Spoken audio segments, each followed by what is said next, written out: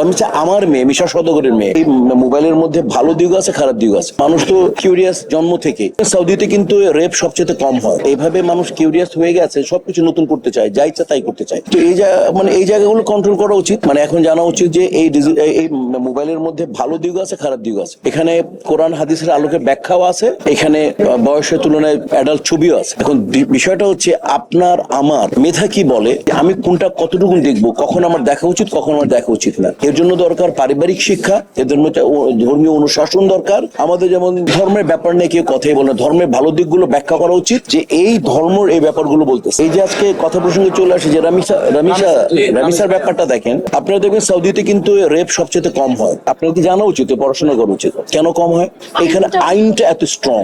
আইনটা চুরিধারি করলে আঙ্গুল কেটে দিবে, হাত কেটে দিবে, মানে পাথর দিয়ে মারবে বা তাকে ফাঁসি দিয়ে দেবে।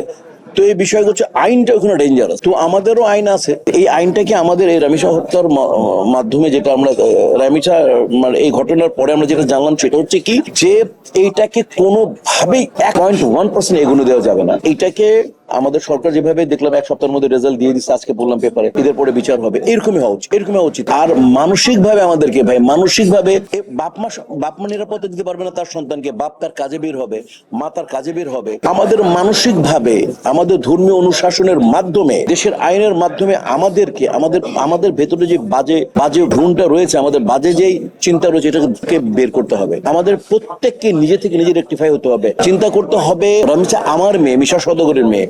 আপনাকে চিন্তা করুন, আপনার বোন, আপনার মেয়ে, আপনার ভাগ্নি, এবং যারাই করুক রামিসার মতো ঘটনা যারা ঘটাবে তাদেরকে দেশের আইন হয়ে যাক, নতুন আইন করবে। আইন তো আপিল করে চেঞ্জ করাই যায়।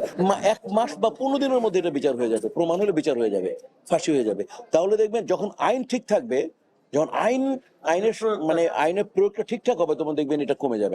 আমি বিশ্বাস করি এবং এটা হওয়া উচিত। এই রামিসার ব্যাপার নিয়ে এটা হওয়া উচিত এবং আমি আশা করি সরকার ওই দিকে এগোচ্ছে যে 1 মাসের মধ্যে বিচার হবে। এটাই চাই। আর যাতে এইরকম ঘটনা আমাদের পড়তে না হয়, জানতে না হয়, দেখতে না হয়, শুনতে না হয়।